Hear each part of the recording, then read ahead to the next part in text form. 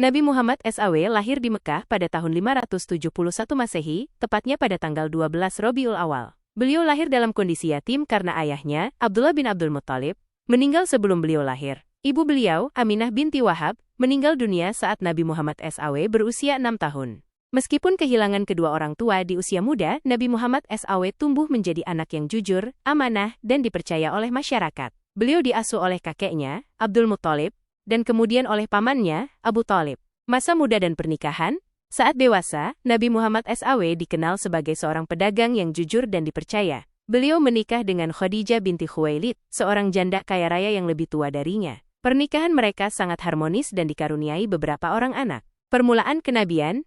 Pada usia 40 tahun, Nabi Muhammad SAW mulai menerima wahyu pertama dari Allah SWT melalui malaikat Jibril. Wahyu pertama ini turun di Gua Hiro. Sejak saat itu, Nabi Muhammad SAW diangkat menjadi Rasulullah dan ditugaskan untuk menyampaikan risalah Islam kepada seluruh umat manusia. Hijrah ke Madinah. Karena menghadapi penentangan dan penganiayaan dari kaum Quraisy di Mekah, Nabi Muhammad SAW dan para sahabatnya hijrah ke Madinah pada tahun 622 Masehi. Hijrah ini menandai dimulainya tahun pertama dalam kalender Hijriah.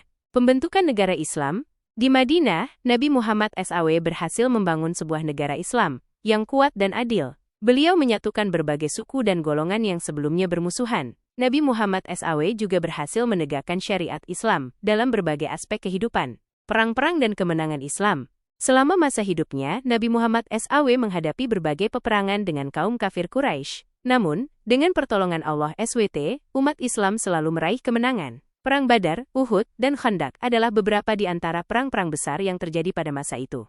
Wafatnya Nabi Muhammad SAW.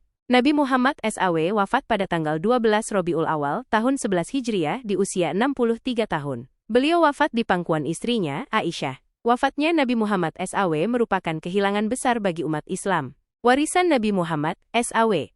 Meskipun telah wafat, ajaran dan teladan Nabi Muhammad SAW terus hidup dan menjadi pedoman bagi umat Islam hingga saat ini. Beliau adalah sosok yang sangat dikagumi dan dicintai oleh seluruh umat manusia.